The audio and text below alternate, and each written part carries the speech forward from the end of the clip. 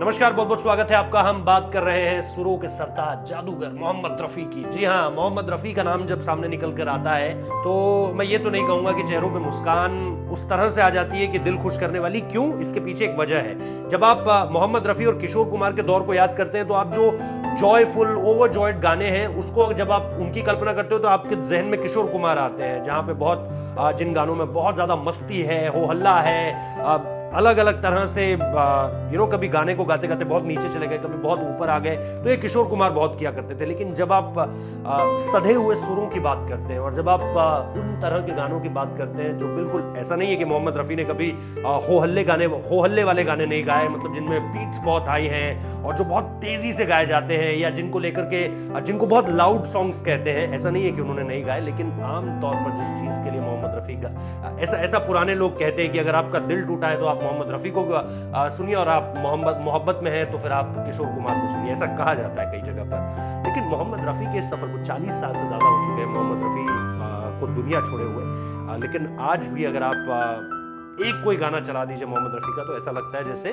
वो हमारे बीच ही इस वक्त मौजूद है। लेकिन जो सफर उन्होंने शुरू किया उसकी एक दिलचस्प कहानी है।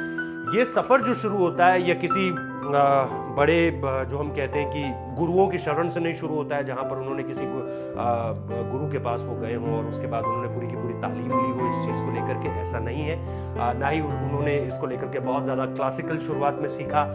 उन्होंने जो शुरुआत की वो नाई की दुकान से शुरुआत की, मतलब उनके भाई जो थे वो इस तरह का काम करते थे, और इसके बाद उन्होंने उसी दुकान में गाना गाना शुरू किया, और यहीं से गाना गाना शुरू किया, मतलब वहां लोगों के लिए नहीं गाते थे, बल्कि वहीं वो जो कुछ अपना था शुरुआत उन्होंने वहीं से की गाना गाने की। और इसके बाद जो सफर है उसके बारे में तो आपको पता ही है, अंग्रेजी में कहते हैं रेस्ट इज हिस्ट्री, और वही हुआ। लेकिन ये जो शुरुआत थी ये बहुत दिलचस्प थी, क्योंकि आमतौर पर अगर आप बड़े बड़े गायकों से जानेंगे कि उनकी शुरुआत किस तरह से हुई तो आपको पता चलेगा कि वो अलग अलग किसी ने कुछ क्लासिकल ज्वाइन किया, किसी ने बचपन से, किसी को विरासत में मिली है सारी की सारी चीज़ें, जैसे चाइल्ड प्रोडिजी कहा जाता है।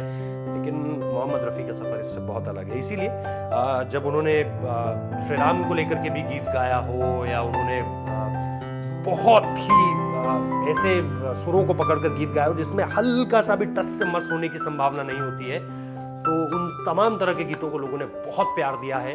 और आज भी जब हम क्लासिक्स की बात करते हैं तो मोहम्मद रफ़ी का नाम सबसे ऊपर होता है।